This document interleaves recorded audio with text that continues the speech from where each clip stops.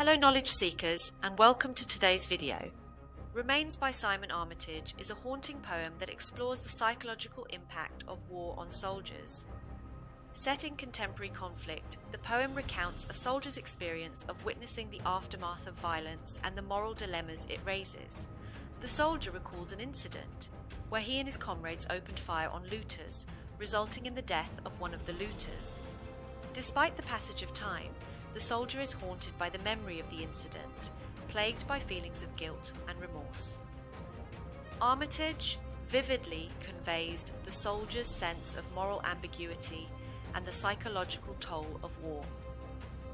The poem ultimately serves as a poignant commentary on the dehumanizing effects of violence and the lasting trauma experienced by those who witness it.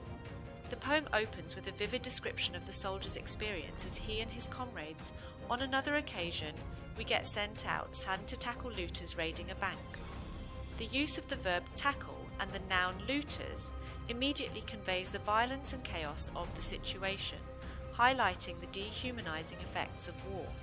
Armitage employs sensory imagery to immerse the reader in the visceral experience of combat, with phrases like, "And I swear I see every round as it rips through his life," and "His blood shadow stays on the street," evoking a sense of urgency and horror.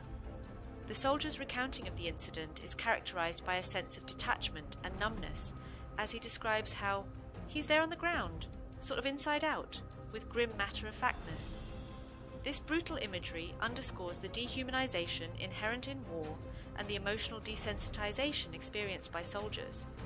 As the poem progresses, the soldier reflects on the consequences of his actions, grappling with feelings of guilt and remorse. He describes how his blood shadow stays on the street and out on patrol. "I walk right over it week after week," illustrating how the memory of the incident continues to haunt him.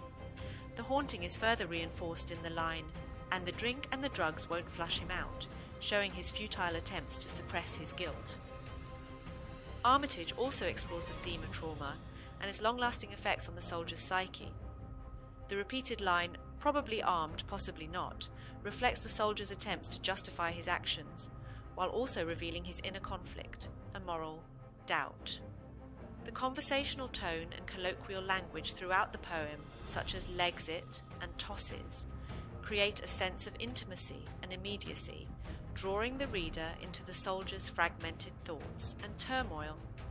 The poem's structure, with its irregular line lengths and use of enjambment, mirrors the soldier's fractured state of mind, adding to the poem's sense of disorientation and unease. The shift from collective responsibility, "we," to individual guilt, "I," further emphasizes the isolating burden of his trauma.